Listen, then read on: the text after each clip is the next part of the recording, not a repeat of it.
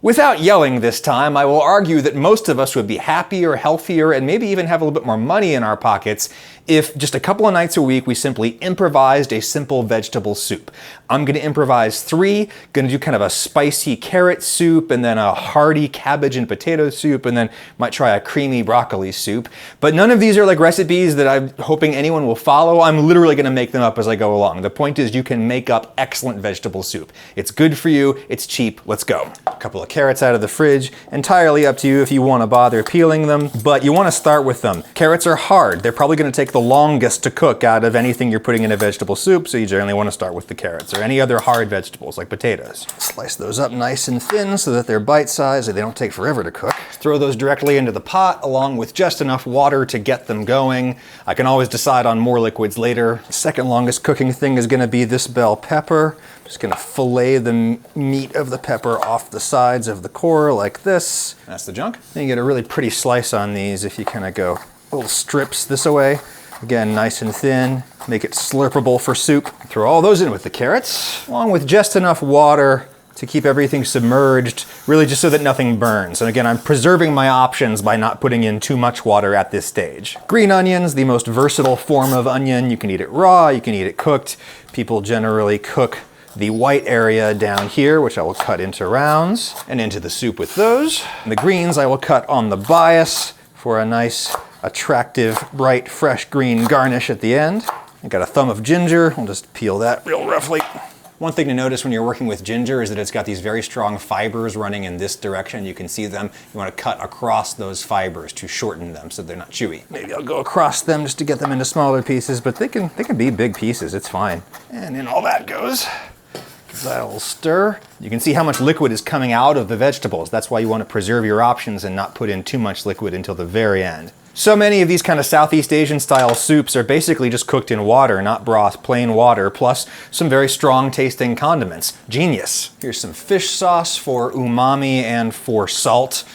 But you could use soy sauce if you don't want to use an animal product. Then this is gochujang, Korean fermented chili paste. Also tends to be some sweetener in there as well, but we'll taste it for sweetness in a minute. Got a lime here that I can zest, but I don't want to cook this zest. I'll put it with the green onion just so that it can go in at the last minute. And likewise, I will juice this in at the very last minute for acidity. And the last minute has nearly arrived. The soup is done when the vegetables are soft. They're almost there. It's kind of unusual, but I was thinking maybe celery seeds in this. Celery and carrots usually go well together. They're in the same botanical family. The hardest thing about making soup is tasting it for seasoning because it's so incredibly hot, but you must do it. That actually needs no more salt. There was enough salt in just that little bit of fish sauce. Respect the fish sauce. Kill the heat, and then we can just stir in the remainder of how much water we want, purely to make the texture as brothy as we want it. It's that simple. You might need to readjust the seasoning slightly if you add a lot of water because you're literally diluting the flavor, but it doesn't happen as easily as you'd think, that dilution. Really, it's mostly a textural factor, adding in just a little bit more water. I think I want a pinch of sugar. Just like that Thai sweet and sour vibe with the sugar. And speaking of sour, it's time for the lime juice, right? You might not want the whole lime's worth. I like it very sour. And at the last second, in with our green onions and zest. Oh, that's pretty. If you get into soup making, you will quickly discover why the ladle used to be a fixture in every Western kitchen. It's very difficult to serve soup without it. Look how pretty that is. There you go, that is mostly refrigerator leftovers. Hey, but what if we'd rather not have any leftovers to worry about? Well, in that event, you'd want to cook with HelloFresh, sponsor of this video. Good job, buddy. It's awfully heavy. Fall is right around the corner, and HelloFresh is here to help us plan for this busy back-to-school and holiday season with tasty dishes delivered right to our door. You choose the recipes, you choose the meal plan. This is vegetarian, even though I'm not vegetarian. I just like the vegetable dishes. And you pick your delivery dates. It's that simple. All the produce and other ingredients in here are pre-portioned for these recipes, so you have little, if anything, left at the end. And that really helps you reduce food waste, which is important for environmental concerns. And when you're having a busy night, don't call for delivery. Make one of your HelloFreshes, or would it be Hello's Fresh? Anyway, it's 25% cheaper than takeout and less expensive than grocery shopping too. This mushroom pasta is incredibly hearty and filling.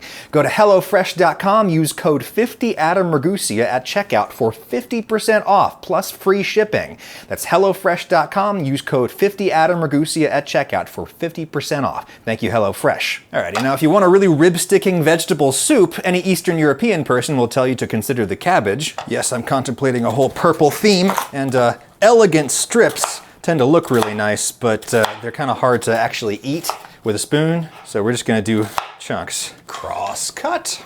It might seem like a gigantic amount of cabbage, but it's gonna cook down a ton. Throw those pieces in the pot. Again, just get this going in a minimum amount of water just so that we can speed the process up. This is gonna be the longest cooking vegetable. We've got a shallot here, which bonus is purple. The soup goes out to Prince. Again, as long as the pieces are small enough to fit on a spoon, then they are small enough to be in your soup. And the shape really doesn't matter that much, though it does matter that you use some kind of onion or onion-like plant in pretty much any vegetable soup. Otherwise, they just tend to be bland. In with the shallots. And I just like to let them boil. I really like the sort of boiled taste of vegetables as opposed to the browned taste of vegetables in soups. It's just fresher and brighter. I've also got these purple potatoes, or at least purple skinned.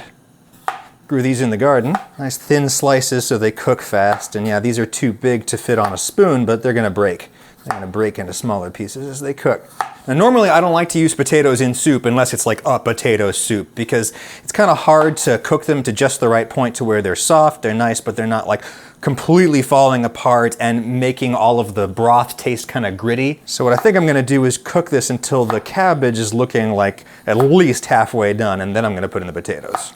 All right, now for this broth, I want something kind of savory and beefy. Could use beef broth or actually just a little beef stock cube, but I've got this like OXO meat-free beef cube. This is made with yeast extract. Yeast extract is one of my favorite ingredients, and I'm not even a vegan. If I was a vegan, I wouldn't be caught at home without this. Maybe do a couple of these cubes. Can always add more later to taste. I'm quite generous with the cubes. These could also easily end up containing all of the salt we could need for the whole recipe, so hold off on the salt for now. And that cabbage is looking maybe half done, so I think I'll put in my potatoes. They will, of course, thicken this considerably when some of the starch granules swell and burst. Do some pepper.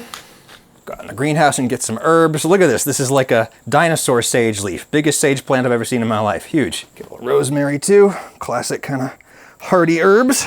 Chop all that up, though we will be putting it in at the last minute just to keep it green and fresh. Likewise, I've got some garlic here that I want to put in toward the end just to keep it nice and strong and bright. And then, believe it or not, lemon and potato is a surprisingly good combination. I'm gonna go ahead and zest this, put that in with all of that. That's gonna be our garnish, kind of like a gremolata. And then this we will juice in, and lemon really freshens up the farty smell of cabbage. And the potatoes are starting to break up. We're gonna be done here. I'll go ahead and give it a taste for seasoning. We're close. I think I actually want to loosen it up, so water.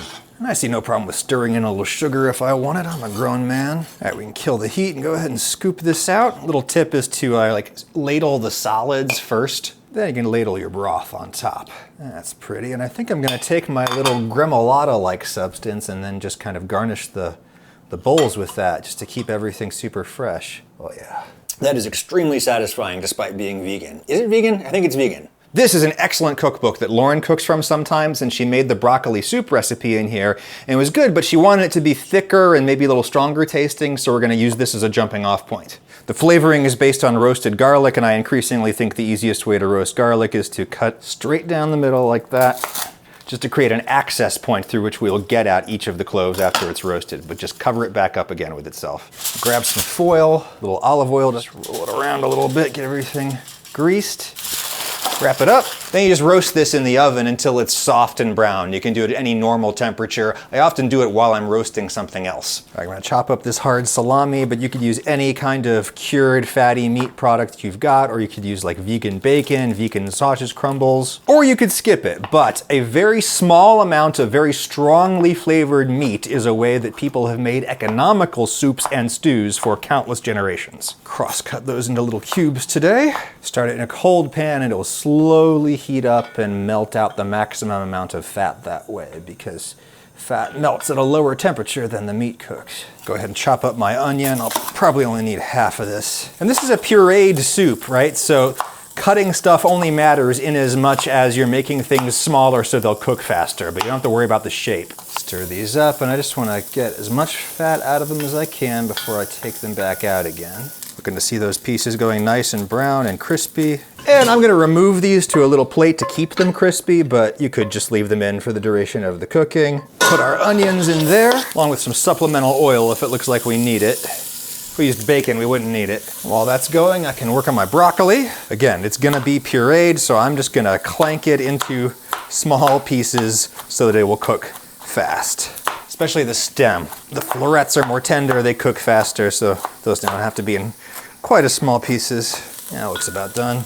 All right, broccoli in, and then we don't really brown this. So in goes the liquid right away, and I'm using a carton of chicken broth, but it does not have to be. It could be plain water, it could be any other kind of stock. Stir that in and just kind of cook until tender. Roasted garlic is done. It took about an hour and a half at 400 Fahrenheit, 200 C, which is a lot longer than this soup is gonna take. So this is definitely something you need to do in advance if you wanted to do it at all. You can also just buy roasted garlic from the store. What you do is you just kind of squeeze the garlic out like toothpaste. Just a ridiculously delicious substance roasted garlic is. Gonna give a lot of depth to a very quick cooking soup. Otherwise quick cooking. All right, when the broccoli looks about soft enough to puree, like soft enough that you can kind of mash it against the side of the pan with your spoon, what I'm gonna do is put in some cream.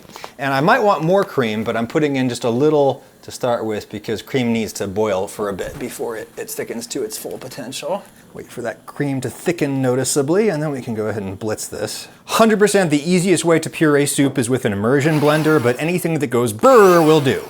I can already tell this is not gonna be as thick as I want it to be, so I'll tell you what we're gonna do. I'm just gonna boil this down until it is thick, and if it turns into an unattractive color, we can fix that. Let's look at that. Yeah, that looks much better. Go ahead and kill the heat on that, and then what I'm gonna do is grab my fresh herbs, which today is just gonna be flat leaf parsley. Throw in the leaves. Then if you have it around, a handful of spinach. Maybe we'll do more than that. This will not really affect the taste, but it'll affect the color. Wait till you see. Then I'm gonna grate in a whole bunch of pecorino, but you don't have to do that if you don't want to. Parmesan would be fine too. Then with the heat off, we will blitz this again. Heat off to protect the color of those greens. You pool it all to one side. It's easier to keep the immersion blender immersed, as it were. Alrighty, give that a taste. More salt, but I prefer my salt in the form of cheese, which will again thicken this up some more. And a whole bunch of pepper. If you do it at the last minute, it really is stronger. I don't know if it's better, but it's stronger. That nice green color in there from the spinach really compensates. Ready? Oh yeah. It's honestly more work than I like to go through for soup, but you know, when your wife asks you to make something, you make it. Sprinkle on that crispy pancetta, and it might sink, but at least it's still crispy. If you have any extra herb, you can put that on top. Oh, that's tasty, but vegetable soup can be as easy as any vegetables that you've got in your house, bits and bobs, odds and ends left over. Cut them up, put them in a pot, boil them until they're soft. If things don't taste good, add stuff, condiments, seasonings until it does taste good. That's how you do vegetable soup. Go for it.